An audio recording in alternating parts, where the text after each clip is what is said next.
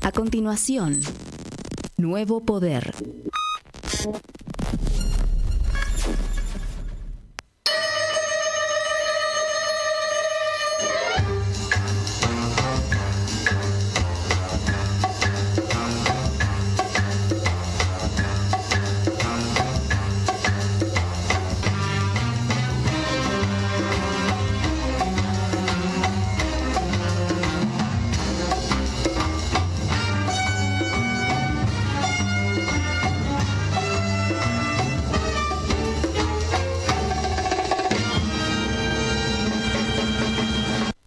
Está enganchado. Ahí sí, ya pegué yo. Buenas, ¿cómo van? ¿Qué dicen, amigos y amigas? Estamos en el... ¿Cómo va, don Remigio? ¿Qué dice? Acá andamos. ¿Qué Bien. cuenta? Ahí andamos, bien. Programa número 289, 290. No, 291. 291. El Sí. programa 291. Linda tarde para santificar la vida. Ahí está. Sí. Y Ahí saludos a toda la audiencia, saludos allá a los dos tripulantes del Enterprise que están. Estamos acá, vamos a hacer una pequeña prueba antes de seguir, porque estamos en vivo con Horacio Monzón desde Florencio Varela. ¿Nos escuchás, Horacio? Sí, te estoy escuchando. Bueno, les quiero contar que con este programa empezamos, dentro de la programación del mes, una serie de programas homenaje en el marco de los 50 años del genocidio, que se cumplen ahora el 24 de marzo, a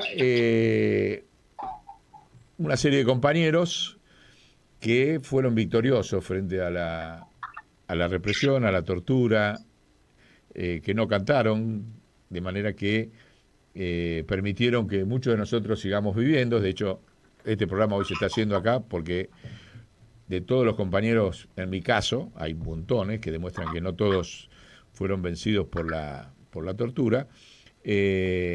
Muchos compañeros, 7 compañeros no cantaron conociendo todos los datos, pero el único que está vivo es Horacio Monzón, con quien estamos hablando acá. El resto de los 6 compañeros, que le vamos a hacer su respectivo homenaje, un programa específico para cada uno de ellos, voy a hacer durante marzo. Y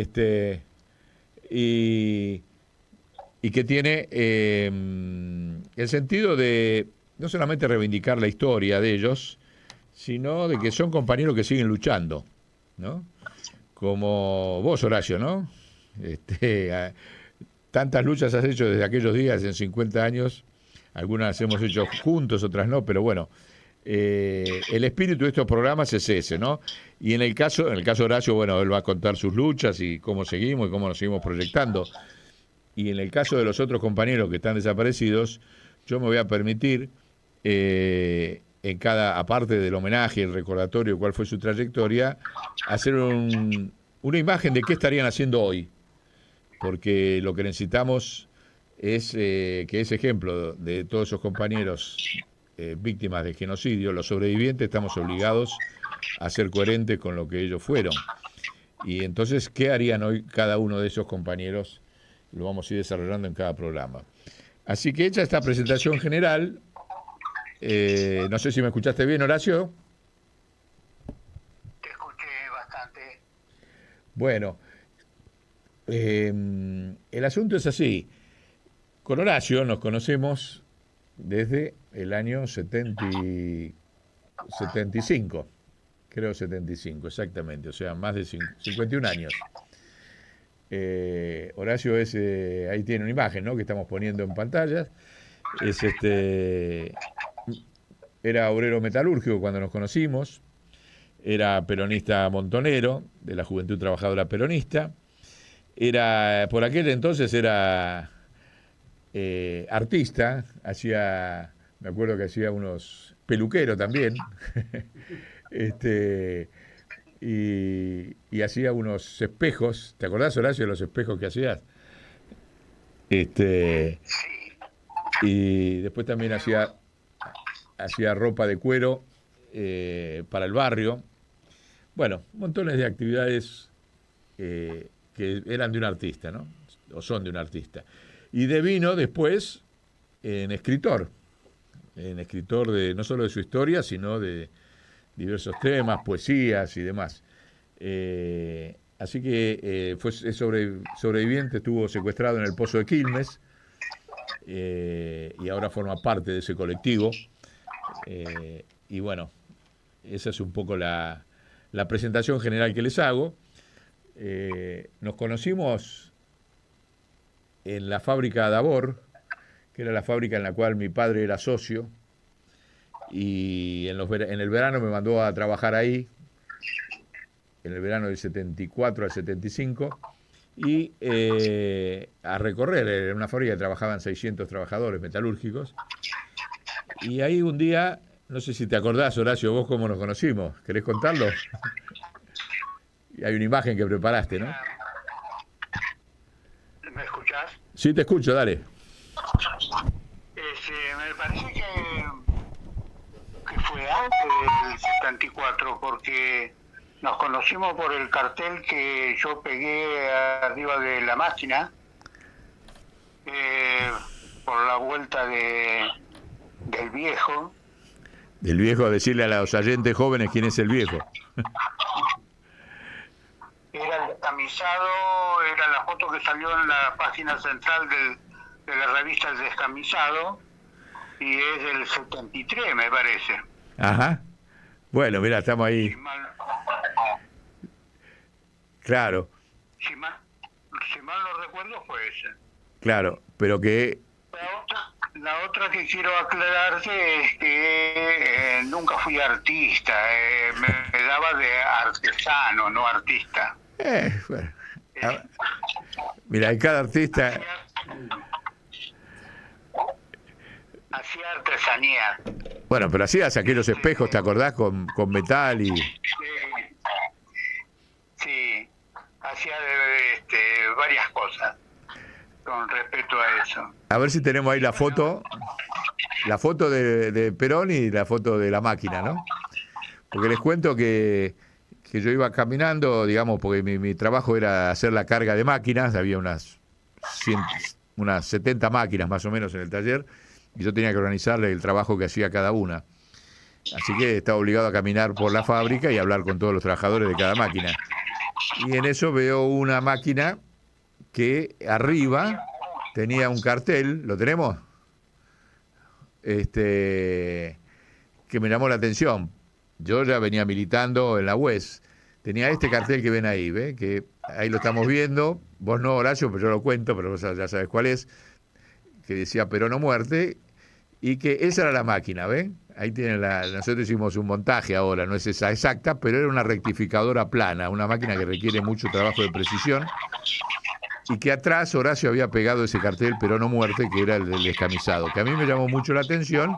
Inmediatamente, aparte del trabajo, me puse a hablar de política con él. Así que a raíz de ese cartel es que tenemos estos 51, 52, no sé cuántos años, no importa, más de 50 años de amistad y compromiso militante, ¿no? Ahora vamos a hacer un reportaje y después, al final de nosotros, le vamos a dejar un reportaje que nos mandó él, que nos mandó Horacio, de unos 25 minutos, que no se lo hicimos nosotros, sino que se lo hicieron él, gente de Quilmes, jóvenes que querían saber su historia, y ahí él le cuenta con detalles cuál fue toda su historia, de cómo se hizo peronista, bueno, toda la historia familiar y las luchas, y bueno, cómo se hizo un luchador en todos los terrenos, ¿no? Así que ahí lo van a ver en detalle bien después de que terminemos nosotros la charla. Pero bueno, ¿qué te acordás de aquella época de metalúrgico y de la... ¿Cómo se llamaba la agrupación que hicimos? Porque hicimos una agrupación metalúrgica en la fábrica, ¿no? Sí, y era del 73. Yo venía militando desde el 70. Yo siempre digo que soy un producto de Timote, porque comencé a militar en la juventud peronista en los 70. Yo venía militando en un grupo de la izquierda Izquierda Popular, creo que se llamaba. El Frente Izquierda Popular, de Abelardo Ramos. ¿O no? Sí, Ajá. exactamente. Pero más me había acercado porque venían las estudiantes de La Plata y eran muy bonitas las estudiantes. Entonces me acerqué al grupo. Ahí tenemos una foto de Horacio de joven también por ahí, que era un tipo pintón, tendría tu arrastre. La izquierda eran muy Ahí está, bonitas. ahí lo estamos viendo a Horacio cuando tenía, no sé, tendría 25 años, tenía el apodo de Guerra, el nombre de Guerra era Bigote. Acá estamos mostrando tu imagen joven, Horacio. Así que bueno, con esa imagen te fue bien con las chicas de las universitarias entonces. Entonces, pero, bueno, y después empecé a militar en la Juventud Peronista porque desde el barrio donde tenía mi novia, entonces, que después fue mi compañera o mi esposa, vi una columna de Juventud Peronista que salía del barrio y digo, pucha, aquí está el problema. Yo volví de nuevo porque yo me crié con un hombre que el hombre que me crió, un padrastro, como se decía antes, y él decía siempre que era peronista de corazón. Uh-huh. Porque Perón le había dado todo. Él era un obrero jornalero, cosedor de bolsa en la máquina corta y trilla, que se llamaban antes. Bueno, y en los 70, cuando aparece Montonero con el ajusticiamiento de Aramburu, me metí de lleno en militar. Uh-huh. En el 73, cuando aparece la Juventud Trabajadora Peronista, empecé a militar en la Juventud Trabajadora Peronista y con otros jóvenes de la fábrica de Adabor, la que vos nombrabas, hicimos una agrupación que le pusimos Eva Perón. Agrupación Metalúrgica era. Agrupación Metalúrgica era. Sí, era una agrupación para sindical, sí, de dentro de la fábrica. Ahí lo que están viendo, espera un segundito, Horacio, porque en pantalla están poniendo tu libro. Él que está en el Pozo de Quilmes, cuando lo recorre ahí, y también está sentado, les explico a los oyentes, ¿no?, que están viendo, está sentado en la celda donde lo tuvieron secuestrado y lo torturaron, y está la tapa del libro que escribió sobre esa historia, ¿no? No, disculpa que te interrumpí, pero para que la gente que está viendo el programa entienda qué es lo que está viendo en imagen, ¿no? Seguí adelante. Esa foto es porque fue la primera vez que yo fui después de 32 años, fui al Pozo de Quilmes y buscaba la celda donde estuve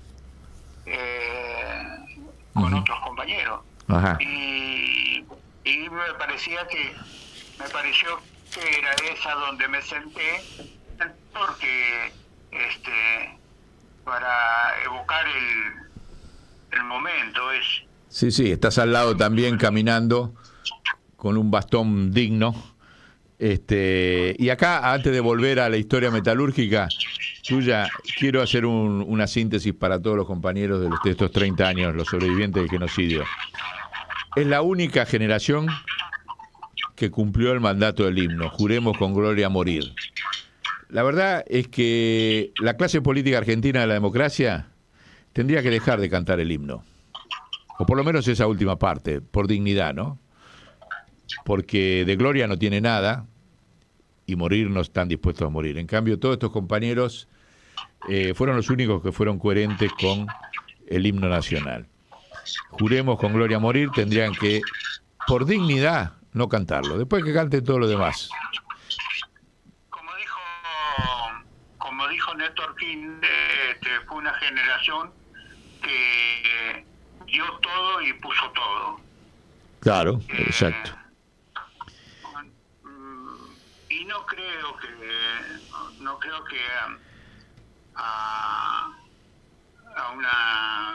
a vista corta no tengamos otra generación. Creo que habría que esperar a ver si aparece una generación politizada como la del 60, 70. Sí, en algún momento de la historia va a aparecer, siempre aparece, pero por eso yo creo que es importante mantener viva esta memoria de los sobrevivientes, porque son el ejemplo a seguir, ¿no? No hay otro ejemplo a seguir en democracia. Pero bueno, pero volvamos un poquito a la parte esta de original de la agrupación metalúrgica, de la JTP, después la coordinadora de gremios en lucha. Contale eso a los jóvenes que no tienen la más pálida idea. Bueno, hicimos la agrupación, no llegábamos a nada. En ese entonces, era 73, 74, la fábrica empezó con problemas de pago y nos pagaban una quincena atrasada. Y nosotros lo que queríamos era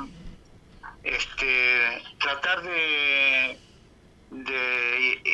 incentivar al cuerpo de delegado a discutir más fervientemente la situación, ¿no?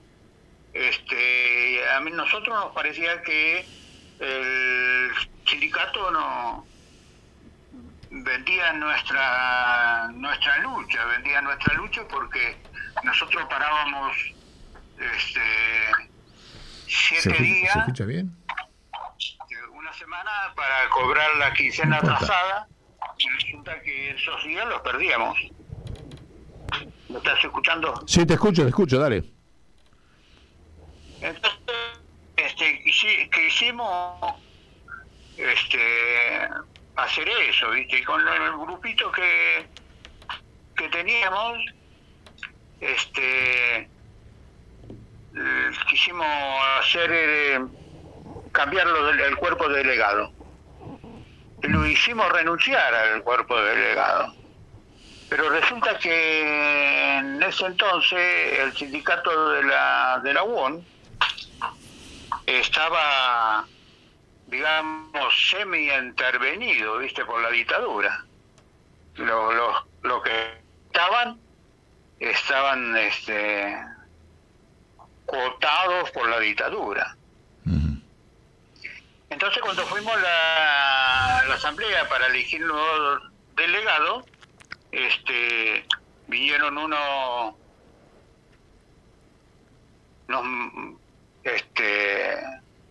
de la duros, algunos muchachos duros pesados del cuerpo delegado, y lo apretaron a los muchachos que tenían que postularse. A los nuevos delegados. Uh-huh. Así que nada, se ratificó el cuerpo delegado y no llegamos a nada. Ajá. Recuerdo que en ese entonces nos apoyaban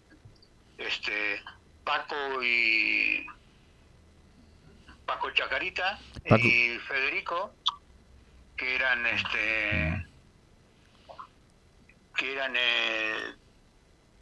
trabajaban en la Bernalesa. Y eran de la JTP. Claro, aclarémosle a los oyentes que Paco Chacarita es el hijo de Azucena Villaflor, Néstor de Vicenti, ¿no? Sí, 32 años tardé en En enterarme que era el hijo de Azucena. Sí, a mí también. El próximo programa, después de vos, la semana que viene el hermano de Paco Chacarita a hablar de su historia. Bueno, mira vos. Bueno, y venían a casa y recuerdo que hubo un reto, una levantada de peso ahí porque no lo pudimos hacer, renunciar al corto. También venía Gonzalo Chávez. Gonzalo Chávez, sí, que lo estoy buscando también, pero el viejo anda allá en La Plata. Sí. Y bueno, y ahí después nos acercamos al secretario secretario general del cuerpo de Sayá. Estaba el Barba Gutiérrez. Claro. El Barba Gutiérrez era el referente de la JTP de la UON de Quilmes. Y fue el secretario cuando se empiezan a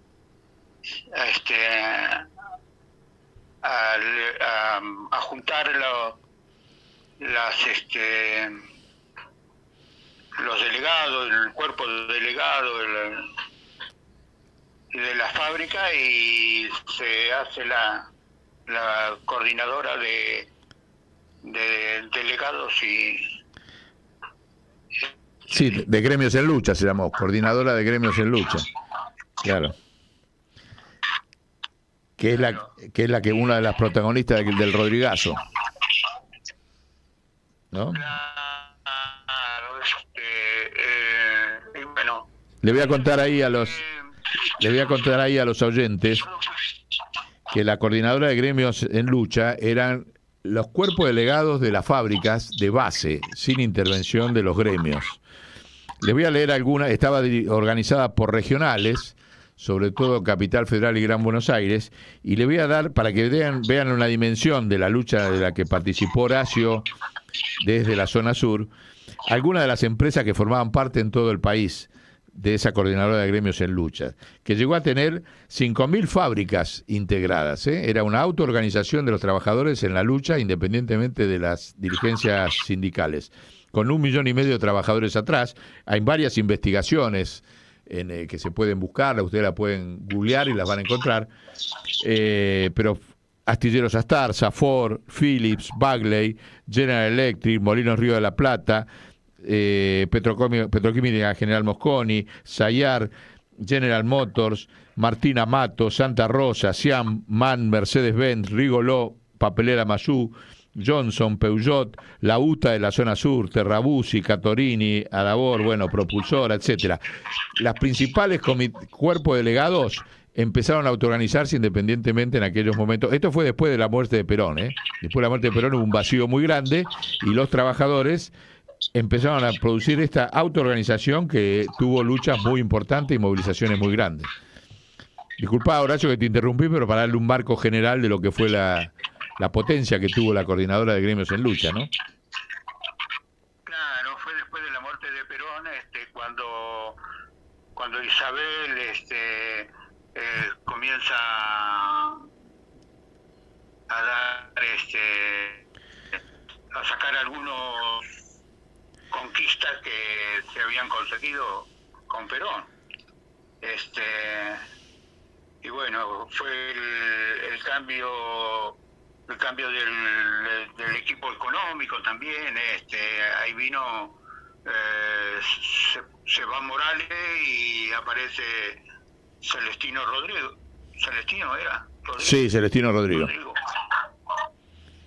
Y viene el Rodrigazo, viste, que fue una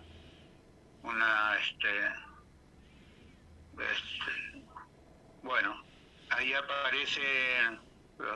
De ese tiempo recuerdo una anécdota que tengo de que había que ir a cortar el puente Purredón. Entonces se pusieron, la historia dice como 300 colectivos se pusieron cortando el puente. Y yo recuerdo que fui con otro compañero a buscar colectivo. Entonces subíamos con un fierro y che, loco, andate. Se va a dormir, andate. Entrábamos el colectivo, pero resulta que los choferes estaban de acuerdo, también UTA estaba de acuerdo, y no teníamos que bajábamos la gente y llevábamos el colectivo, ¿viste? Aclaremos que el fierro no era un fierro para ver si la goma estaba inflada, ¿no? ¿Cómo? Que el fierro no era un fierro para un palito, para ver si la goma estaba inflada. ¿Te acordás cómo le pegaban los camioneros y los colectiveros a las gomas para ver si estaban bien? Era otro tipo de fierro. Bueno, nada, recuerdo eso de la... O sea, los colectivos no se pagaban entonces. A veces la UTA estaba de acuerdo, pero por ahí por las empresas no paraban, ¿viste? Claro. Escúchame, y la anécdota es que, bueno, que se llegó al puerto de Purredón, se cortó y se pasó, ¿no? Porque la columna sur del Rodrigazo fue muy grande. Claro, sí, pero creo que fue en otro momento. Hubo un corte del puente para que no pasara nadie. Y después fue el que se fue a la Plaza de Mayo, que fue muy importante. Sí, que se lo echó a López Rega ahí. Se lo echó a López Rega. Sí. Es así. Escúchame, hay una cuestión que yo quiero rescatar. Toda esta dinámica se hacía cara a cara, ¿no? Que me parece que es otra práctica que hoy se ha perdido, porque esta construcción de las relaciones y de las luchas sindicales, no, déjala, pero sale, era, digamos, como decís, en las reuniones en la casa, en las máquinas, en los almuerzos, en el vestuario, en las asambleas de fábrica, en las volanteadas. ¿Te acordás lo que era ir a volantear en la puerta de la fábrica? Cosa que desapareció por completo hoy. Y comparando, digamos, con la forma de que en realidad no se hace política, se intercambia información al pedo por WhatsApp, ¿no? Pero en aquella época se construían estos vínculos que eran solidarios. Yo no me olvido nunca de Sebastián Borro. ¿Te acordás de Sebastián Borro, que era el líder de Lisandro de la Torre, la lucha de Lisandro de la Torre, que él decía que la huelga de Lisandro de la Torre nunca se había levantado porque nunca se había hecho la asamblea para levantar la que había decidido hacer la huelga, y que fue disuelta por la represión de Onganía. Pero él decía que hasta que no estuvieran cara a cara los trabajadores en una asamblea discutiendo, la huelga seguía. Ya el frigorífico no existía más, pero Sebastián Borro mantenía esa postura de que nunca se había levantado el paro y que seguía vigente. Y me parece que esa es una de las prácticas que hay que volver a hacer, ¿no? Para adelante en esta cuestión de construir ese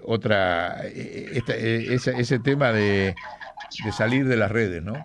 De ir cara a cara, grupo por grupo, fábrica por fábrica, volver a volantear las fábricas, volver a fábricas o lugares de trabajo, ¿no? Me parece que es una de las cosas que, por eso es importante que vos te preguntaba, para que vos lo tengas en estas vivencias, como vos decís, venían a la fábrica, venían a tu casa a discutir las estrategias sindicales, y bueno, me parece que eso hay que recuperarlo, el cara a cara, y el cuerpo a cuerpo, ¿no? Sí, pero bueno, así lo conocí yo al Barba Gutiérrez. El Barba Gutiérrez venía a labor, estaba ahí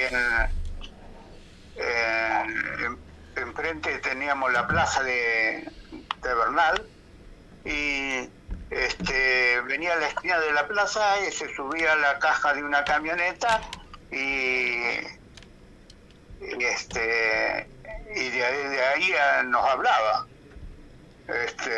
En la plaza que está a la vuelta de Davor, hacía ahí así, no sabía esa anécdota.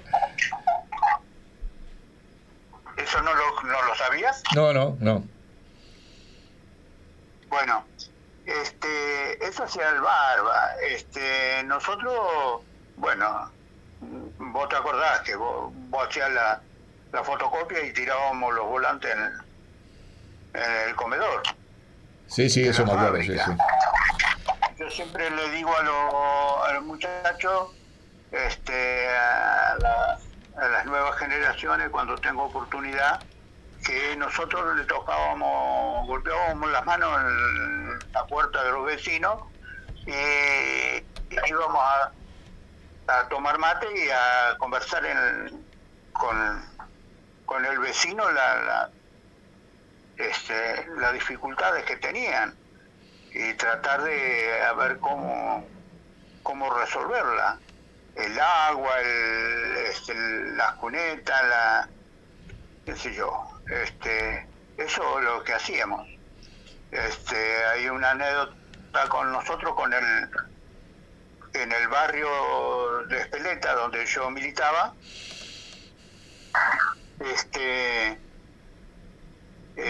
Fuimos al delegado de Espeleta, que era el sobrino de Juanita Larrauri. Mirá. Explicá quién es Juanita Larrauri para el peronismo.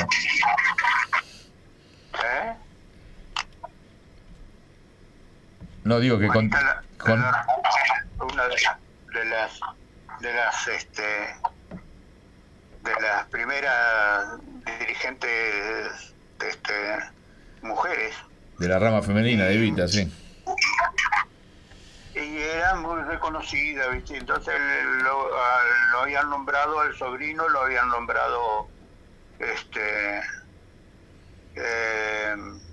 delegado de Espeleta, delegado municipal. Y nosotros los fuimos a pedir los caños para hacer los cruces de calle, caño, y hacíamos el paso con adoquines, y se lo fuimos a pedir y el tipo no rajó, ¿viste? No quería saber nada con la juventud peronista que éramos nosotros, de la tendencia. Sí. Ya estaba planteado el problema de la sucesión del peronismo ahí. Digo que ya estaba planteado el problema de la sucesión de Perón. ¿Para qué lado iba a ir? Claro. ¿Y entonces? Bueno, nada. Bueno, así llegamos después de la coordinadora, llegamos al 76. Yo en febrero del 76 ya sabíamos, los militantes ya sabíamos que estaba en marcha el golpe, y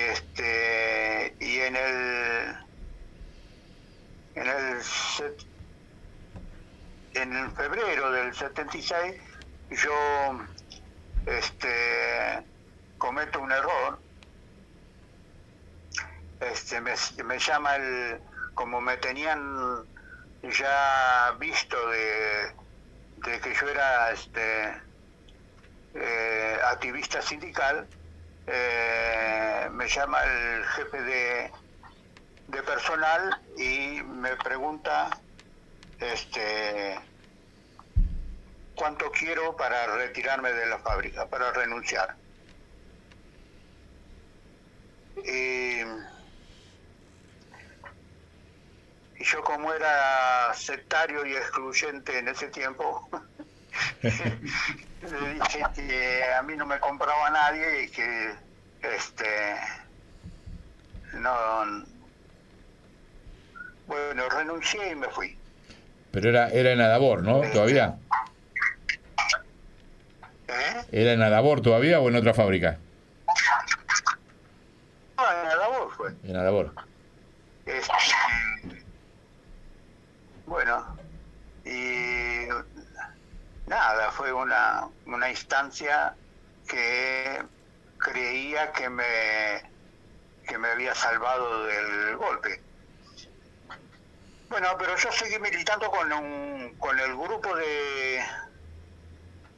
que se había formado en la coordinadora. Se había firmado un grupo que nos habíamos conocido ahí. Yo seguí militando con el grupo de metalúrgico. Era el compañero Camporita de Sí, Johnson. que trabajaba en Johnson y Johnson, sí. El Barba ya estaba preso. El Barba ya estaba preso. El Barba cae creo que Sí, en el 75. Del 75, sí, ya estaba preso. Y bueno, yo seguí militando con ese grupo. Fierrito de la fábrica Cena, el burrito de Metalcina. Yo que no había dejado a labor, y nuestro dirigente, el que dirigía el grupo, nuestro contacto era el Colorado de Solano. Y el 17 de octubre del 76 cayó domingo. Entonces hicimos una volanteada el lunes antes de las 6 de la mañana, una volanteada con documentos de Montonero en las fábricas de Quilmes y Varela. Por el 17 de octubre, ya en dictadura. Por el 17 de octubre hicimos una volanteada. Y bueno, fue el día 18. Y el 19, yo siempre digo el 19 y estoy equivocado, ¿viste? Porque era claro, a mí me fueron a buscar sería el 20, a la madrugada del 20, porque eran ya como las 3 de la mañana, cuando aparece la patota en la casilla donde yo habitaba.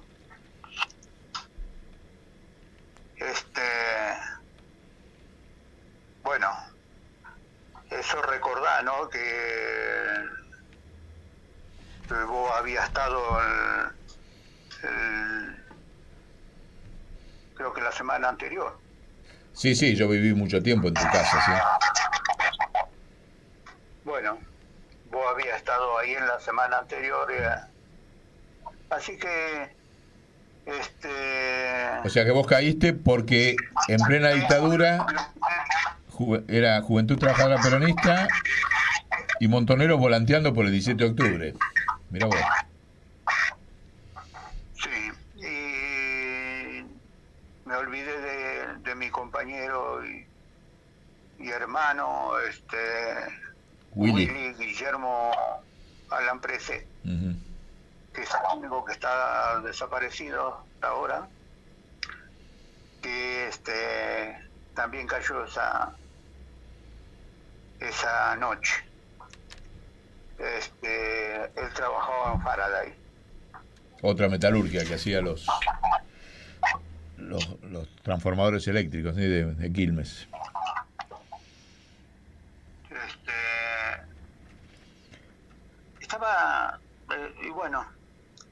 fui el... ¿Y te llevaron directo al Pozo de Quilmes? No te escucho. ¿Te llevaron directo al Pozo de Quilmes? Sí, sí, yo después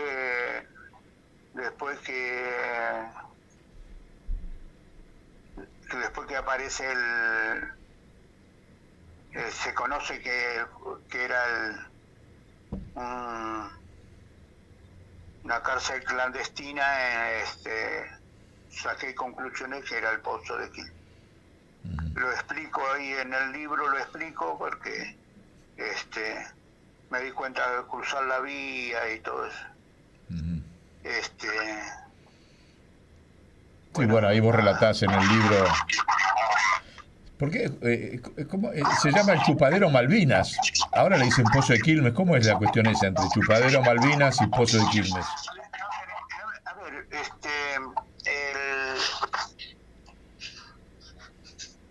lo que ahora llaman el Pozo de Quilmes, que yo todavía estoy investigando a ver quién le puso pozo o quién le llamó pozo eso, porque nunca nosotros le llamamos pozo.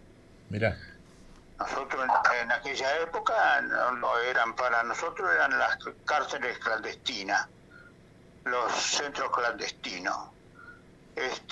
Y el Pozo de Quilmes, según quien lo dirigía, porque estuvo dirigido por la Marina o por el Ejército. Entonces, en un tiempo se llamó Omega y en otro tiempo el Chupadero Malvinas. Omega, punto Omega. Pero Chupadero Malvinas, ¿quién le puso? Chupadero Malvinas lo llamaban ellos. Ah, la Armada. La Armada le llamaba así. A todos los pozos en la dictadura le llamaba chupadero, porque el que chupaba lo llevaban ahí. Entonces ellos le pusieron el Chupadero Malvinas o el Chupadero Omega. ¿Entendés? Después, cuando se hacen los sitios de la memoria, todo eso, aparece el pozo, que yo no sé de dónde viene. Ajá, bueno, esa era una de las preguntas que no debería hacer porque no entendía, ahora entendí. Por eso vos en tu libro recuperás el nombre que le había puesto la dictadura, Chupadero Malvinas. El nombre más se lo puse porque yo para escribir el libro hice investigaciones, ¿no? Y justo en ese momento, cuando yo estaba haciendo investigaciones, sale el libro de Laura Rosso, que se llama La Brigada que fue Pozo o algo así. Y yo no quería hacer el libro, aunque no me comparo con Laura Rosso, con escritora, no quería que el libro mío se entendiera de que fuera una copia o algo así. Claro. Yo cuento la historia yo tuve me da pudor decir que tuve, que cuento una historia de 7 días de estar en el pozo, cuando acompañé en el libro compañeros que han sufrido 8 o 9 años de cárcel y de torturas. Hay un compañero, no lo voy a nombrar, que cuando yo dije, ¿te dan escribir sobre esto? Y yo decía, sí, digo, lo escribo para que, qué sé yo siempre me aferré a las palabras de Yvonne Pierron, la monja francesa, una de las monjas francesas, que decía que siempre queda alguien o sobrevive alguien para escribir la verdadera historia. Y decime... Entonces, está bien, digo, vos no querrás escribir porque, no querés recordar porque el compañero tuvo 8 años de cárcel. Vos sabés a qué me refiero, no me lo quiero. Está bien. Escúchame, una pregunta que te hago. ¿En qué momento de la detención vos te diste cuenta que les habías ganado?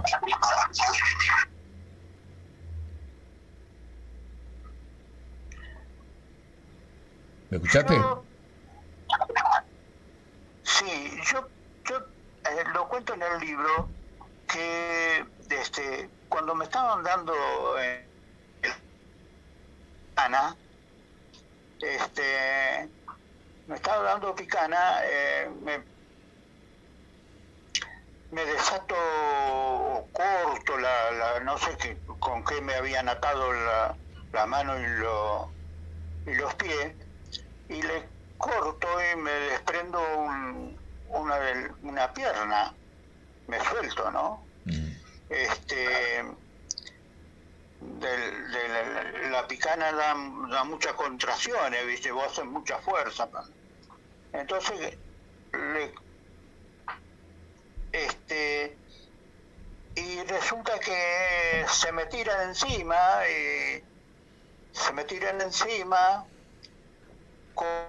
que yo no sé, fuera un ninja, que con un pie suelto les iba a hacer algo, no sé.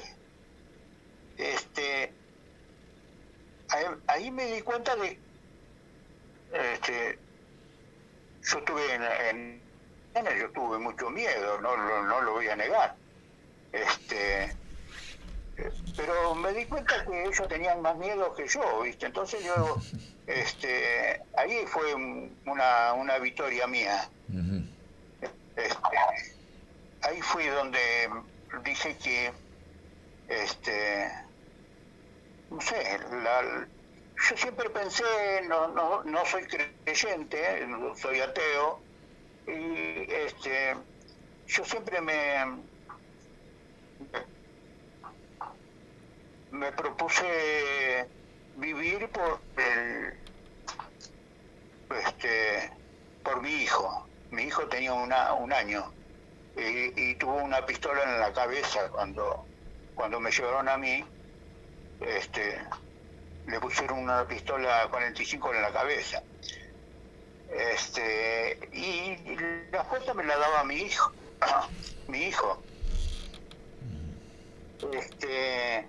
Y ahí me di cuenta de que yo era mucho más fuerte que ellos. Sí, y te permitió mantenerte encallado y no cantar a ningún compañero, incluido yo. o Mimi, que era mi compañera, que vos no conocías, pero muchos otros que también conocías no cantaste a nadie. No, está bien, pero esto es complicado también, ¿viste? Porque resulta que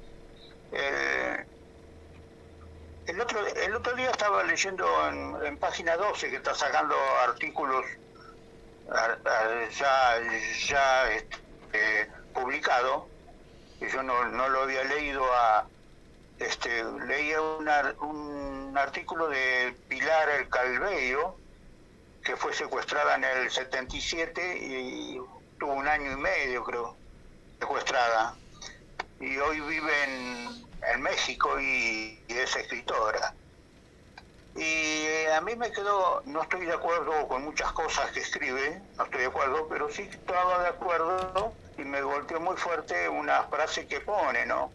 El sobreviviente se ve y lo ven como alguien que sobrevive sobre otros que murieron. Y eso es muy duro de digerir. Y eso es lo que me pasó a mí. Porque cuando me liberaron, hasta los mismos compañeros, ¿viste? Militantes te miran de lado porque diciendo a quién habrá cantado para que lo largaran.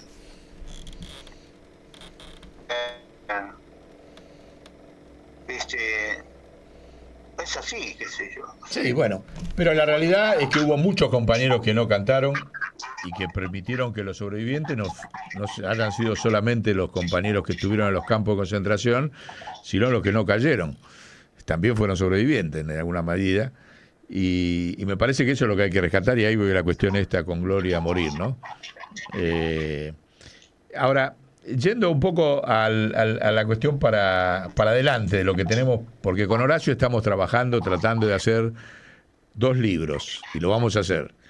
Uno es sobre la historia de La Cañada en Quilmes, porque La Cañada era el núcleo político, en esa época todo el tránsito pasaba por ahí, no existía la autopista La Plata, no existía el acceso sudeste, toda la relación de la capital federal hacia La Plata pasaba por la avenida Calchaquí, y La Cañada era el corazón donde se hacía todo tipo de acciones políticas o de logística político-militar, etcétera. Vamos a hacer un libro sobre eso, trabajando junto con la idea de un libro de la Juventud Trabajadora Peronista, que me parece que es importante para adelante. Se han hecho varios libros sobre la historia específica de la inserción de la Juventud Trabajadora Peronista en las fábricas, que era masiva y en todo el país. Pero me parece que nosotros le vamos a poder dar una vuelta de este vínculo que hay justamente entre vos, Horacio, y yo, que es esta articulación entre los sectores populares y los sectores medios, ¿no? Que fue lo que le dio fuerza no solamente al peronismo, cuando el peronismo logró recuperar a los sectores medios, como vos bien decís, después de la resistencia y de los hechos heroicos, sino que después Montonero tuvo la fuerza que tuvo porque justamente la unión de las clases medias con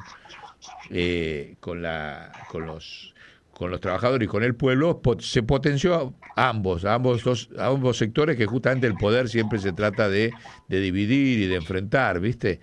Y me parece que esa experiencia va a ser útil para adelante, la de la Juventud Trabajadora Peronista, enfocada desde esta lógica, porque viste que había JTP bancarios, en seguros, no había solamente las fábricas, ¿no? Ahí tenemos estamos viendo en este momento varios de las fotos de lo que era la JTP, pero eso se viene como una necesidad para adelante, porque de la situación que nos está dejando este gobierno colonial explotador, solamente vamos a salir con un nuevo paradigma de unión entre los sectores medios y los sectores populares. Y me parece que en ese sentido estamos trabajando, por lo menos yo estoy trabajando el libro y la propuesta que para que sea útil, ya te digo, la JTP como experiencia de unión del pueblo y la necesidad para adelante, ¿no? Esto lo digo porque Horacio siguió peleando, ¿no? Después seguiste peleando en los gremios, seguiste funcionario público, los derechos humanos, escritor. ¿Cuántos libros tenés escritos, Horacio, ahí? ¿Tenés varios? Sí, tengo 5 libros publicados.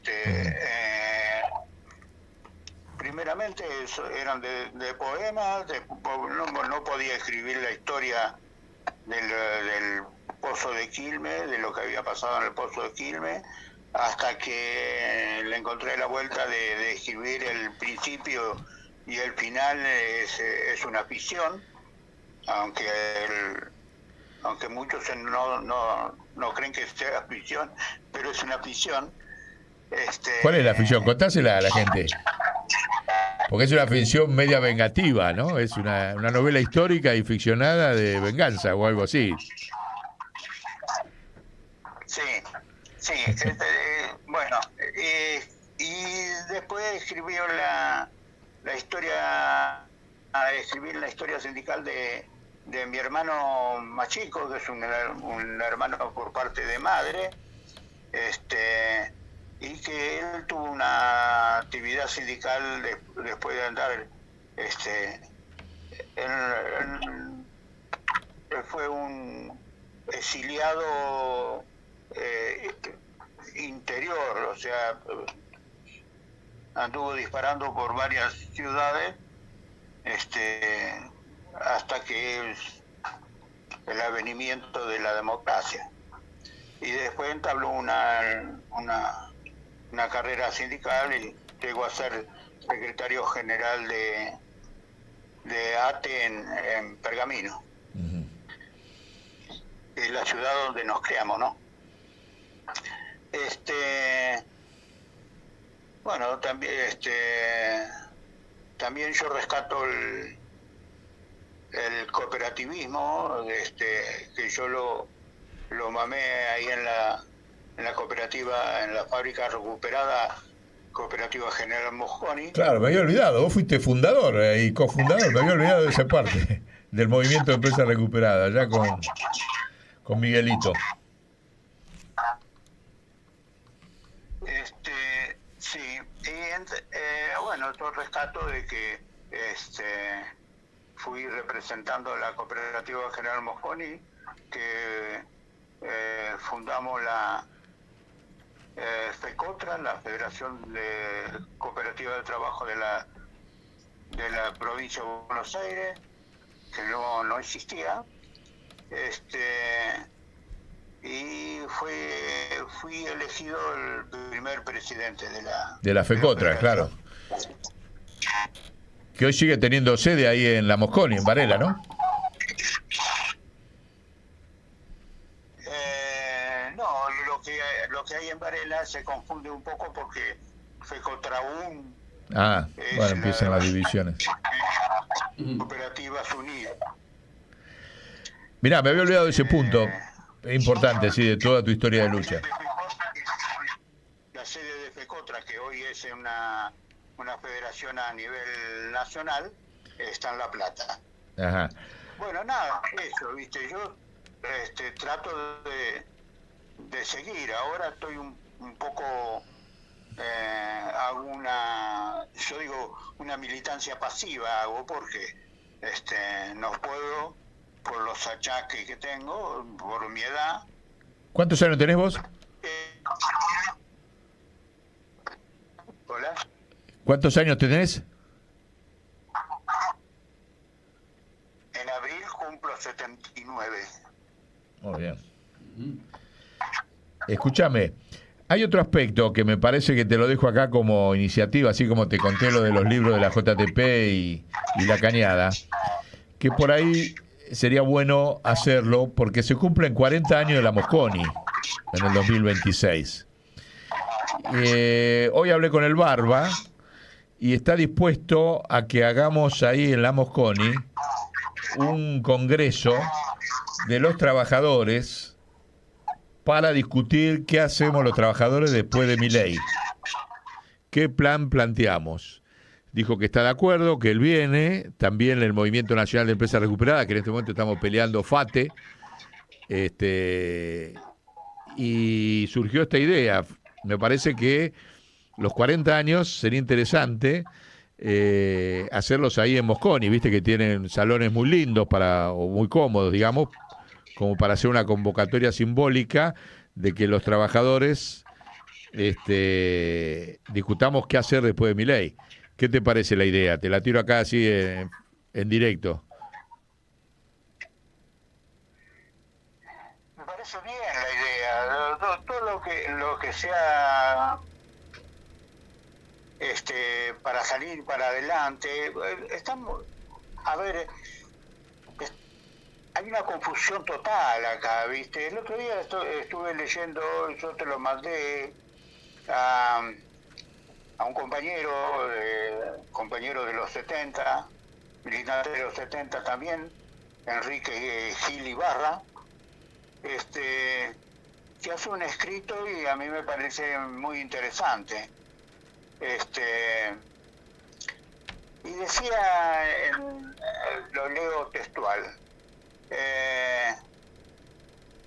decía que el peronismo está planteando, algunos pseudo peronistas, planteando no importa con quién reunirse para sacarlo a Milei. Entonces él dice, no importa con quién, ¿de verdad creen que unirse a Pichetto, a Moreno, a Randazzo sirve para sacar a Milei? ¿De verdad suponen que un compañero convertido en millonario va a traicionar a otro oligarca? Bueno, a mí me parece que es así. A mí me parece que la única... Y sigue al final, la única manera de sacar de verdad a Milei es como sacamos de la Rúa. en la calle y a los piedrazos, y después haciendo funcionar de verdad a populares. Bueno, yo diría que lo que vos estás proponiendo de hacer una asamblea de trabajadores, bueno, es eso lo que necesitamos. Militar por WhatsApp o por Facebook no sirve a nadie. No sirve a nadie, ¿no? Ahí te voy a mandar ahora una música que hicieron los cubanos de que hay que salir a la calle con esa idea. Basta de WhatsApp, basta de Facebook. Así que, bueno, me alegro entonces que te guste la idea y nos ponemos a militar y que sea ahí en Varela, en Mosconi, los 40 años. Y Horacio, bueno, la verdad que una alegría poder homenajearte y desde luego, como siempre te lo he dicho, sos uno de mis padres no biológicos, porque me negaron la muerte. Así que estos 50 años y aparte que vos sigas en la brecha, viste, muchos se bajaron de la brecha, no quieren saber más nada, no quieren pelear más. Me parece que es un ejemplo que en alguna medida, en algún momento se va a sembrar en las nuevas generaciones. Así que vamos, se nos va yendo el tiempo, tuvimos casi una hora charlando, vamos a dejarte ahora a continuación, nosotros cortamos y ponemos el reportaje que te hicieron donde vos contás tu vida. Y bueno, quedamos comprometidos entonces en hacer esa asamblea de trabajadores ahí en Mosconi, ¿te parece bien? Dale, avísame cuándo y cómo. Bueno. No hay problema. Horacio Bigote Monzón, un abrazo. Acá te saluda también, te va a decir unas palabras Remigio. Un gusto conocerlo, compañero. Esperamos vernos en la Mosconi, ¿sí? Lo único que diría es que, así que escuchándolo a ustedes y aprendiendo, ¿no? Militar en Facebook y en WhatsApp sirve para el enemigo. Sirve para el enemigo. Es muy útil. Uno agarra y pone cualquier cantidad de tiempo en nada. No transforma nada. Si hay que militar en la calle, hay que volver a visitar a los vecinos. Un gustazo, nos vemos en Mosconi. Bueno, Horacio, quedamos así. Una alegría. Y sabé que sos el primero de los 7. Después vas a ir viendo los otros programas, de homenaje. Dale. Gracias, Horacio.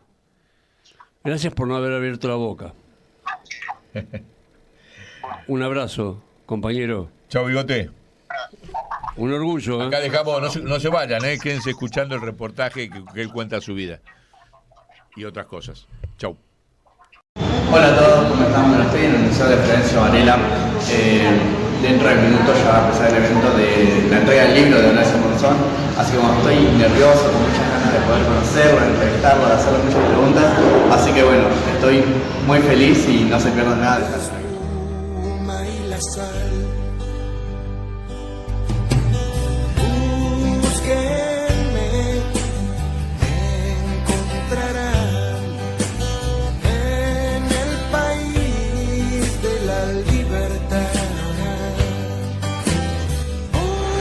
Hola a todos, bueno, acá estoy con Marisa Simón. Ella nos va a contar cómo fue trabajar con Horacio.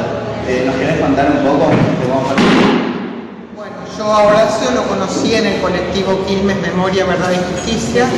Horacio participa del colectivo como ex detenido desaparecido en ese espacio y yo me fui acercando como hermana de un desaparecido, mi hermano Rudy, que estuvo detenido allí. Y un día me entero que Horacio estaba escribiendo un libro y empiezo a preguntarle y me dice que tenía ganas de empezar a terminarlo y a editarlo, pero que necesitaba corrección. Y entonces yo soy licenciada en letras y le ofrecí colaborar con la corrección del texto y trabajamos juntos una vez por semana durante un año hasta que terminamos la revisión. Bueno, acá tenemos el libro ya terminado, así que muchísimas gracias, Vanessa. Por nada, gracias chicos. Hola a todos, estamos en un nuevo programa de Famosos de Varela. Hoy tengo el honor de entrevistar a Horacio Monzón. Él militó junto a la Juventud Trabajadora Peronista de Quilmes, es poeta, escritor, y acá les muestro una de sus últimas obras, El Chupadero Malvinas. Bueno, Horacio, la verdad es un honor poder tenerte en mi programa y que me hayas abierto las puertas de tu casa. Rodrigo, no, bienvenido, ¿no? El agradecido soy yo. Pregunta lo que quieras, ¿no? Bueno, ¿listo entonces para la entrevista? Bueno, Horacio, ¿a partir de qué edad se despertó ese amor por la militancia? ¿Cuándo se hizo ese clic en tu cabeza para decir voy a ser militante? Y yo la política, ¿cómo te puedo decir? Como se dice comúnmente, la mamé del hombre que me crió, porque me crié con un padrastro, como se decía antiguamente. Y él era muy peronista. Él decía que era peronista del corazón, siempre decía. Y era interesante ese hombre. Después lo descubrí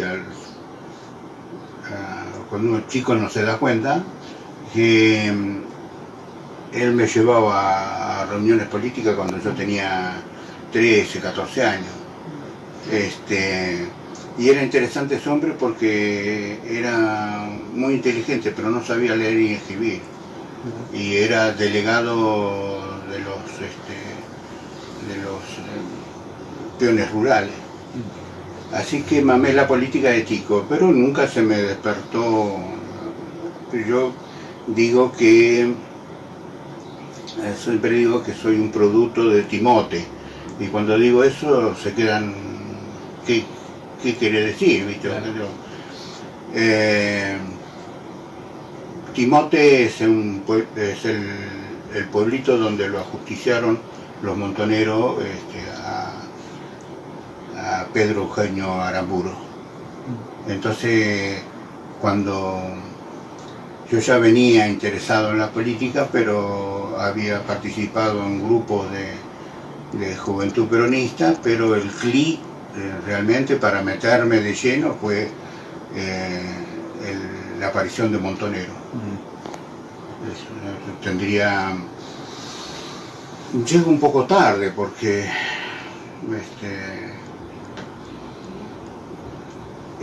los jóvenes en la época de los 70 militaban muy jóvenes y yo ya había pasado los 20 años.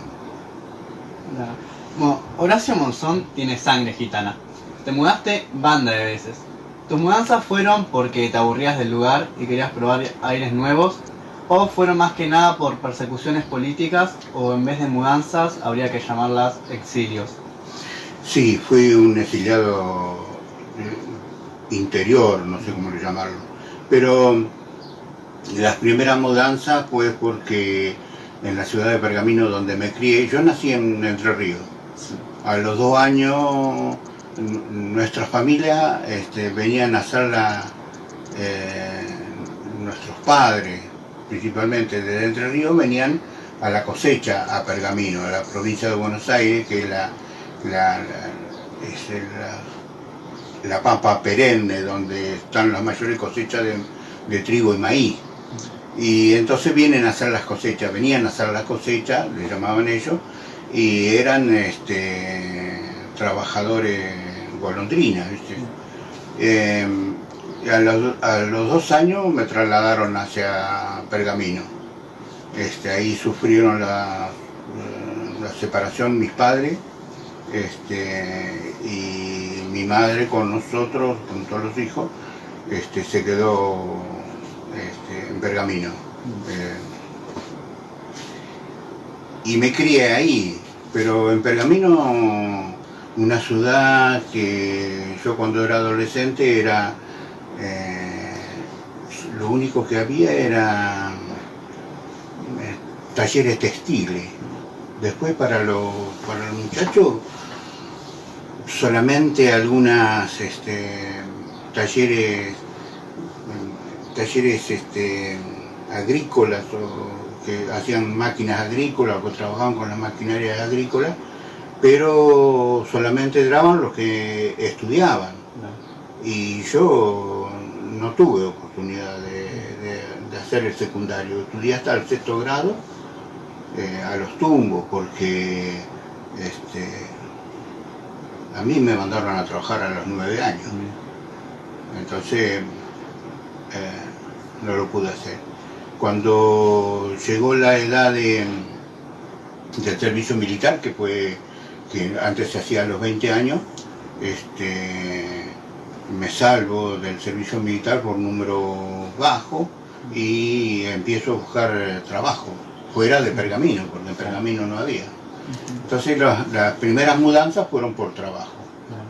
Y después sí, una vez que que me afinqué en Quilmes, después sí anduve por varios lados, pero ya por política. Bueno. Cuando estabas en cautiverio en el pozo de Quilmes, me imagino que habrás sentido el fantasma de la muerte muy cerca. ¿Pensaste en algún momento de que ibas a salir con vida? ¿Pensaste que te ibas a tener un reencuentro con tu familia?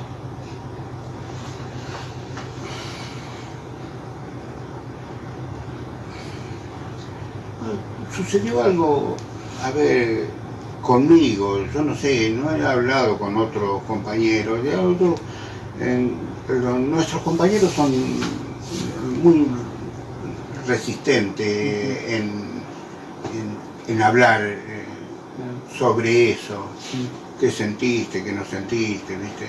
Pero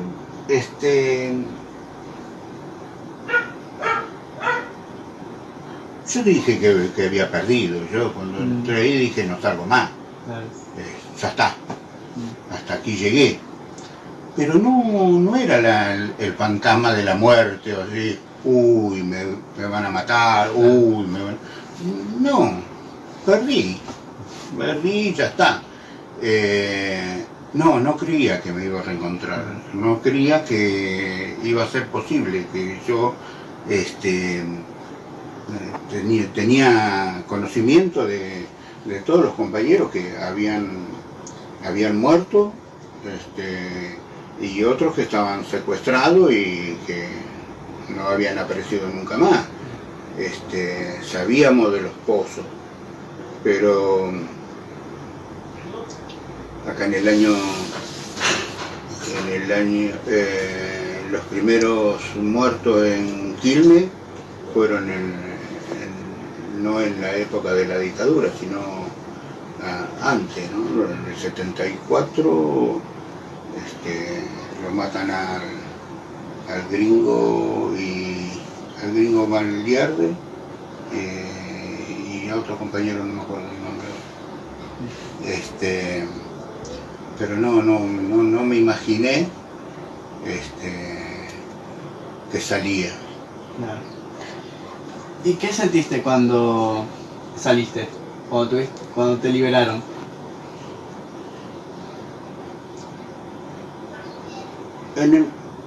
Hasta el momento de la liberación me venía despidiendo es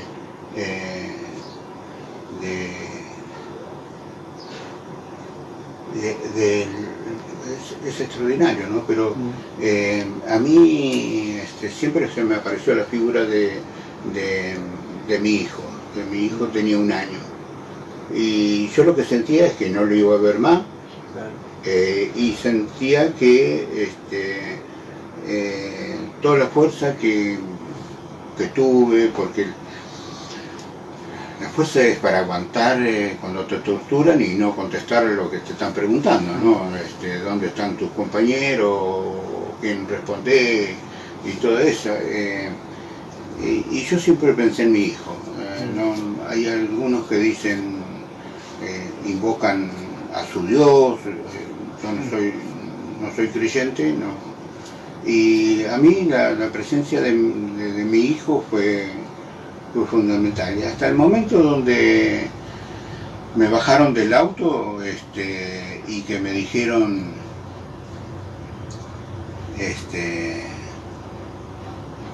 que me bajaron del auto y me dijeron, me sacaron la venda de los ojos y me dijeron corre,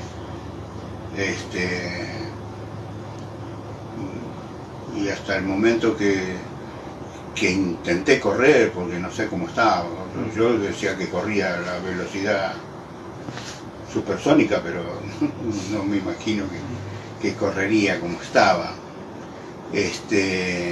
Hasta ese momento pensé que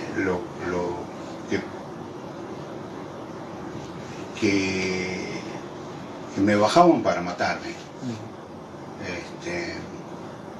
Me decía, bueno,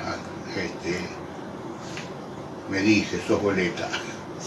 Me dije hasta último momento, ¿viste?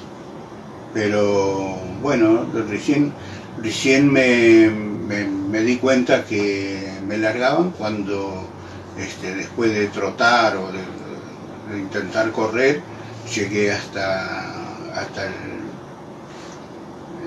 esto era ahí donde es el hospital del Cruce. Sí. Ahí me largaron a mí, era un descampado era antes, y en la esquina, donde ahora hay un banco, creo, una sucursal de un banco, ahí estaba una cervecería que se llamaba La Cachabacha, y como tenía un surtidor en la vereda había un surtidor como de nafta, esos norteamericanos, ¿viste? El pinito con una cabeza arriba. Sí. Bueno, ya fui ahí, me apoyé ahí en el surtidor ese, y ahí me di cuenta que me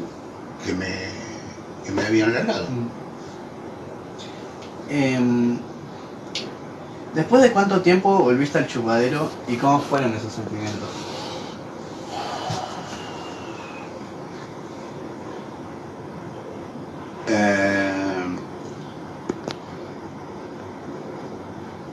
Volver a entrar al chupadero, ahora cuando se hizo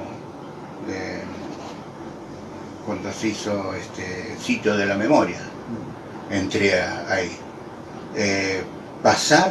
Para pasar por la brigada, tardé 32 años, para pasar por la esquina. Y para entrar, bueno, cuando lo hicieron sitio, me dijeron que fuera a dar mi testimonio y que si podía. La primera vez no subí a los calabozos. La segunda vez que fui sí, y traté de ubicar en el calabozo donde estuve. Traté de ubicarlo porque me pareció que lo ubiqué, pero no sé si fue realmente en ese calabozo, pero me parece que sí. Me pareció. Hay otro, como el compañero Shell, que cuando entró él había escrito en el calabozo y encontró la inscripción, no sé si había puesto tu nombre o algo, y encontró la inscripción en el calabozo todavía después de tantos años. Sí.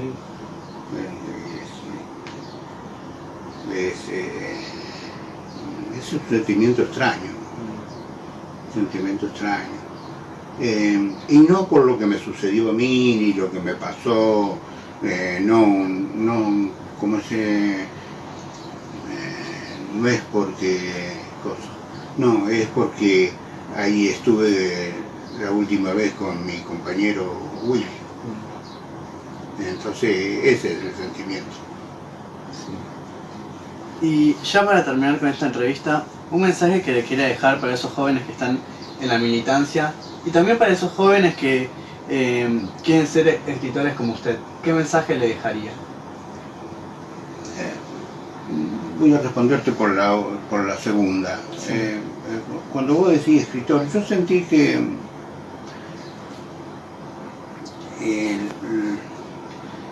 sentí que escribía recién cuando hice el Chupadero Malvina, y que mi compañera Marisa pudo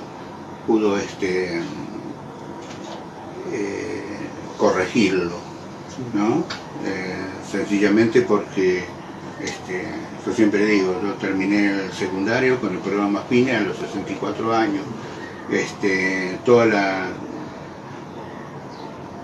Toda mi educación es autodidacta. Todo lo que hago es autodidacta.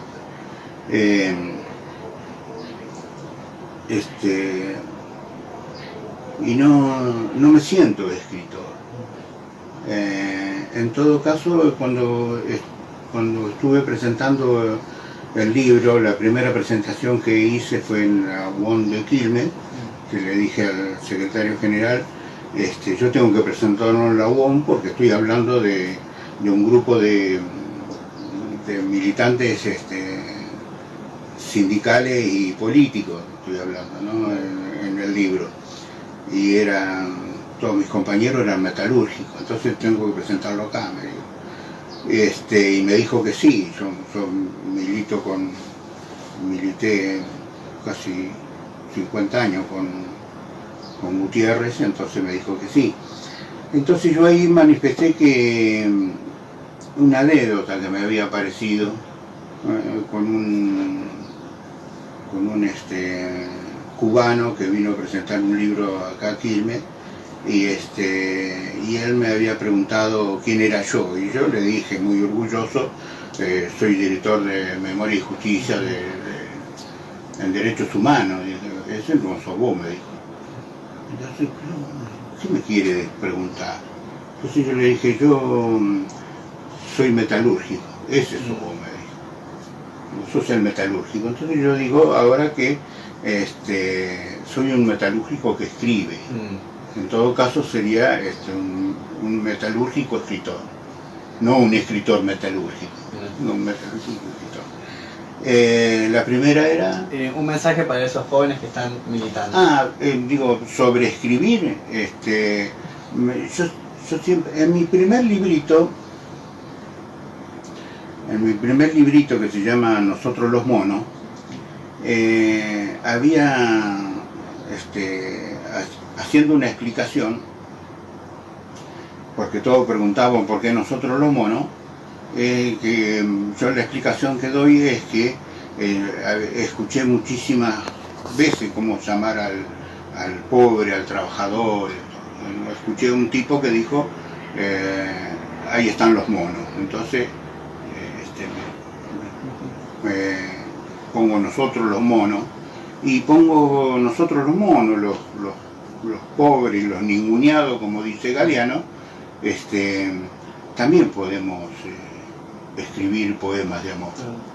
¿Y por qué no? ¿Quién lo dice que no? Entonces cualquiera puede escribir, lo haga mal, lo haga bien, ahora es otra cosa eso, pero cualquiera puede escribir y cualquiera debe escribir. Yo empecé a escribir porque mi hermano mayor tenía problemas familiares,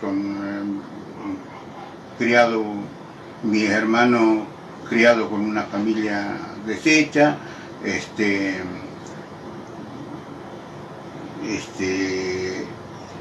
mis hermanos mayores se habían ido todos de mi casa, el único que quedaba en mi casa era yo,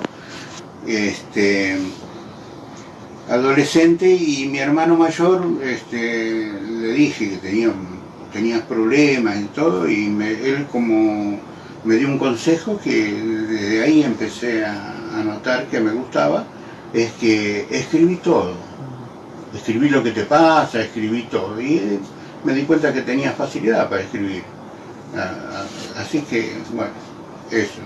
Y después el consejo yo creo que no tengo las palabras exactas ahora, pero ahí anda un pequeño video en internet del Pepe Mujica dándole un consejo a una joven que le pregunta qué le aconsejaría a él al presidente de México. Y él dice que yo no le tiene que aconsejar nada, pero Pepe Mujica dice que si tenemos el don de la vida y tenemos el don de la conciencia, de ser consciente. Entonces hay que usarlo eso. Y si no lo usás para el bien, no sé para qué viví. Yo digo, yo no quise jamás ser un amorfo, un ser amorfo. No, quiero, entonces le digo a cualquiera, y especialmente a la juventud, capacitarse y la vida es una lucha, es la vida, y no se termina jamás. La vida es una lucha, pero hay que hacerlo con alegría, es lo fundamental. Y después lo otro es que vos verás, viste, estás viendo mi derredor, de que las cosas materiales para mí no existen. No he militado para tener algo material, sino es otra cosa que me llena. Y lo único que le digo a mis hijos es que lo único que le he dejado un buen nombre. Nadie y está sucediendo ahora, nadie que hable de mí va a decir que he sido un jodido. Así que el mensaje es ese, que participen, que luchen y que vivan. Bueno, estas fueron las palabras de Horacio Monzón y esta fue la entrevista para él. Así que muchísimas gracias, Horacio, por tu tiempo. Todas las promesas que se dan y los que en cualquier guerra se cayeron.